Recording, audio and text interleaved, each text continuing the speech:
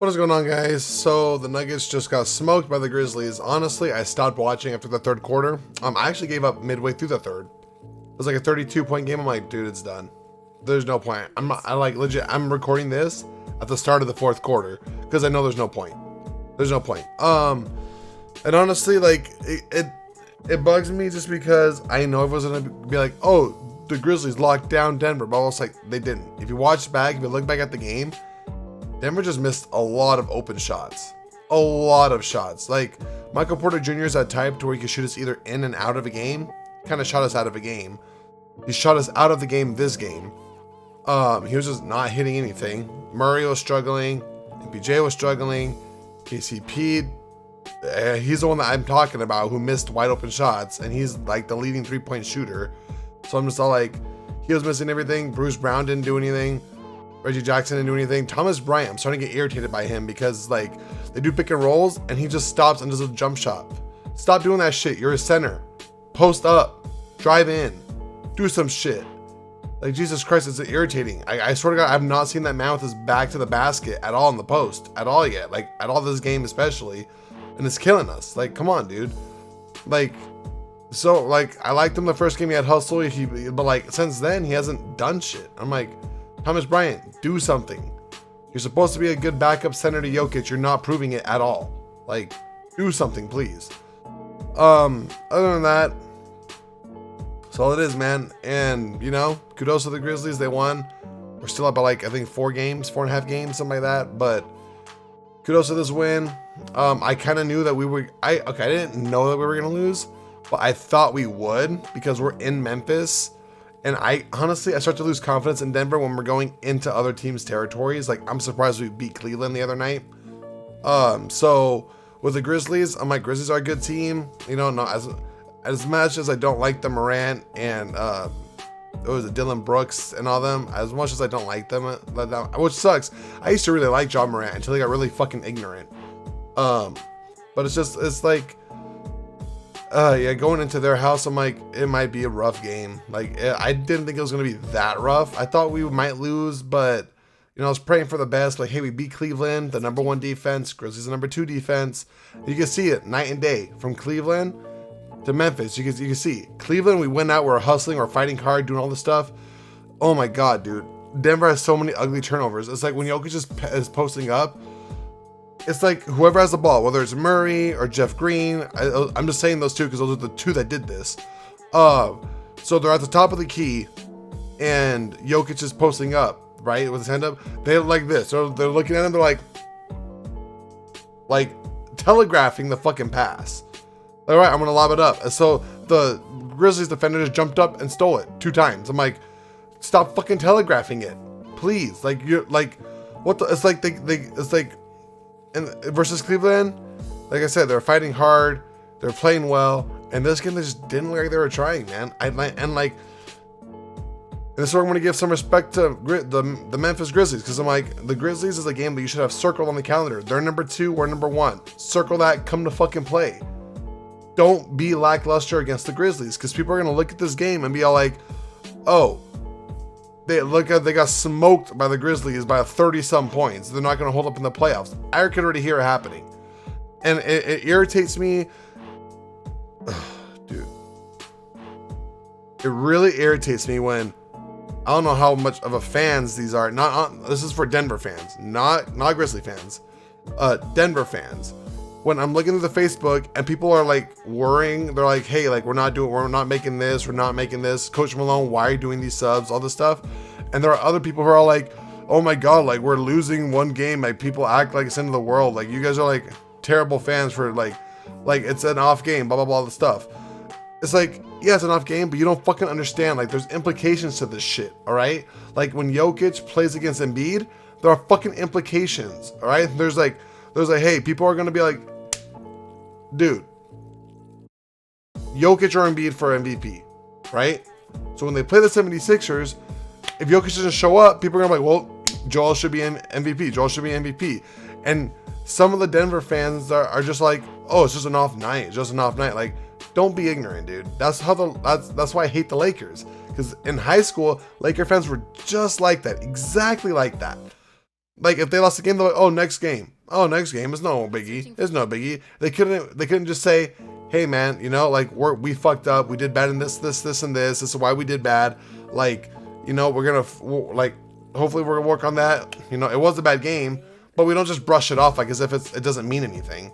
It does mean something. Like I hate when I'm reading through the Denver posts and stuff, and there are certain people that are just like, oh, you guys act like it's a big deal, blah, blah, blah. Like, it's an off night. Like, it's bound to happen sometime, blah, blah, blah. Stop fucking doing that. All right? Because it's like, this game meant something. Like, I don't know if you actually watch basketball, but when it's a number 1 and number 2 team, like when it's the Celtics versus the Bucks, or Celtics versus 76ers, like, you know, a top tier team, that it means something. Don't sit there and be like, oh, it's just an off night meant to happen. Not against the good fucking teams. All right? Because that's what people are going to judge you off on the playoffs. And that's where like you're giving the Grizzlies momentum. You're putting it in their heads. We're not worried about Denver. Or John Morant's going to be like, see, I was right. I'm fine in the West. I don't have to worry about Denver. Because we just smoked them by 30 fucking points in the season. They're going to go in all cocky and shit in the playoffs if we play against them. And they're going to be like, yeah, we could beat them. We literally gave them the confidence. So please stop saying, oh, it was a one night. Like, it was a bad night. We weren't making shots and shit. But it's like, don't brush it off as if it didn't fucking mean anything. It does mean something. Like, I know we're still up by like 4 games. But we play the Grizzlies literally I think this coming Friday. And they have all the momentum. They already know they can smoke us by 30 points. They're not going to show us any respect. They're just going to come out guns blazing. We're literally setting it up for failure. So I'm just like, dude, stop saying that. Yeah, I gotta get off that rant because I could rant like to no end, for that. Like fans who are just like, oh, it doesn't matter, it's just an off game. That's it. Don't be that fucking ignorant, dude. All right, don't be that ignorant. Like there are some stuff that are concerning. Like if you're just looking at the losses and be like, it was an off night, that's it, and you're not actually dissecting what's happening, then just don't even comment, please. Because yeah, with the Coach Malone sub, I was wondering too. I'm like, why is he leaving the subs in for so long? They're not doing shit. Like it's questionable shit like that. Like when we're down and we're losing and losing and losing, and then you send in the reserves, and then they go losing more, worse, and we're down by like when the starters run, we're down by like 5, 6, and then the second unit comes in, we're down by 10, and Malone keeps them in, and then like we're down by 15. Malone keeps them in, we're down by 20. It's like, bro, take them out, please. Put the starters back in. You need to recognize what is going wrong and what they can do to fix it. I know we're not part of the coaching staff or part of the team, but these are the concerns that I've said all throughout the season. All right. And I've said before, when we are not scoring, how are we going to win games? I've said this before. See, and that's what I mean. Like, you guys need to recognize like what the problem is, what the issues are, so hopefully like the coaching staff will see and like, hey, this is the problem, we need to work on this. Because if they don't, those problems are gonna happen again sometime in the future. And hello, our future is the playoffs. Do you want it to happen in the playoffs? No. So I want to see it get fixed now. That way it's not happening in the playoffs. So you need to recognize shit, fix it, so we're good for the playoffs. So don't just brush it off as, oh, it doesn't matter. Rough night. No, like I see Chanchar still hesitant as shit. This is where we miss Aaron Gordon.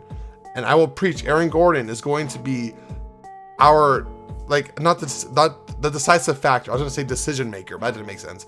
The decisive factor is if we're going to win. Because you know when he's out there, he's creating additional pressure. He's playing a lot better defense than Chanchar. Don't be wrong. Like, okay, I like Chanchar, but goddamn, that guy's so hesitant. I swear to God, I have an open lane, and like he'll do a little nice move, but instead of laying it up, I'm like, oh, pass. Bro, be fucking aggressive. Be aggressive, bro. Please, like, bring it on. Like, come on, dude. Like, be aggressive, please. Like, don't be hesitant and be like, oh, I should probably pass. Like, when you're in midair, go for the fucking layup. Go for the finger. Like, when Bruce Brown misses layups, I'm just like, oh, it kills me. But at least he's fucking taking the layups. At least he's trying to, like, you know, make the shot. Where it's like, you could actually make the shot. He's just a little bit too hard or something, you know? He's not getting blocked. Chanchar's not going to get blocked. But he's still, he puts it up and he's like, oh, nope, never mind, passes it. Stop fucking doing that, Chanchar. Going hard, man. Jesus Christ. Like a fucking sex tape. Going hard, all right? Don't go in soft. It's not going to have good results. Like, Jesus Christ, all right? Pornhub. Come on, dude.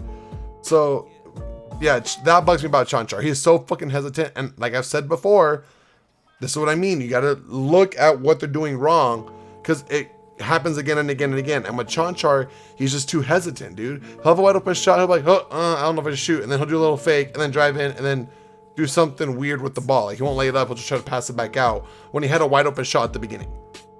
That's what I mean. It's like, dude, shoot the open shot, Chanchar. Like, come on. But that's where we miss Aaron Gordon.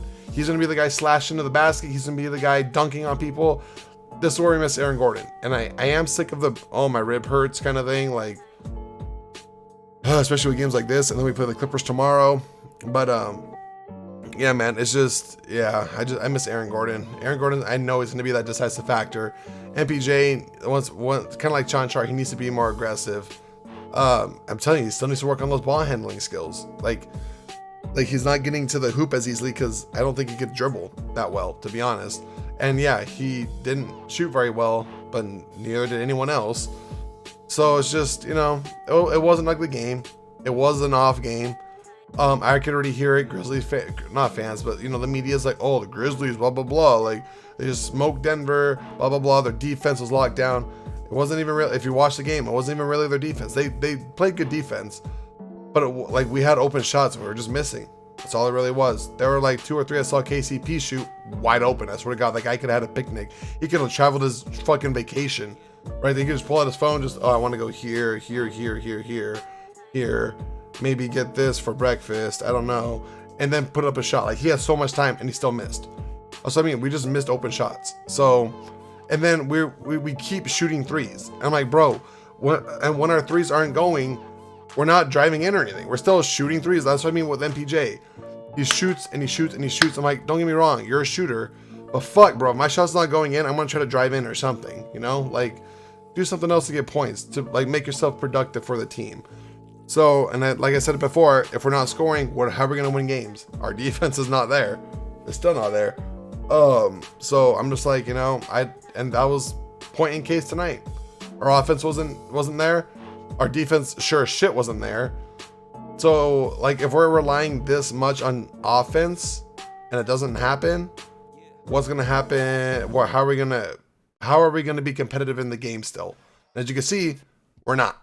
So it's just it's kind of alarming. Like I said, that we're so heavily reliant on offense, whereas defense, you can do it night in and night out. Defense does not take I had an off defensive night. When have you ever heard that? Like defense, you could show up day in and day out and do defense. Offense, yeah, you could have an off night, man. So like I play basketball. My shot's off a bit, you know, it's off. But then I take pride on the defense. I'm gonna play hard as shit on defense. You could do that night in and night. You could take pride in the defense. And Denver just, I swear, sometimes they do, sometimes they don't. And this game they didn't. It was alarming. We need to. I'm like a broken records. I've said this before too. Where I'm like, I need someone to take pride in the defensive end. KCP, don't get me wrong, he's good, but he's not like that. You know what I used to love seeing? Like Kobe Bryant, Kevin Garnett. Those guys will like lift up their shorts, like they be ready. They lift up their shorts, like slap the ground, you know, something like that. Like you're not gonna get past me. Like that type of defense. I need someone like that on this team. We don't have that. Like and so yeah. So good games of the Grizzlies. I'm not gonna talk shit about them, you know. They didn't play dirty.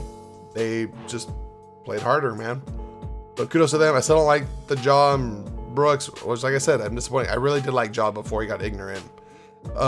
Before the comments and shit, I really did like him. I thought he was great. But then he got it really ignorant, and it's just irritating. Brooks, yeah, I don't like dirty players. So other than that, good game, Grizzlies. For you guys, for us it was terrible. But yeah, we play them again on Friday.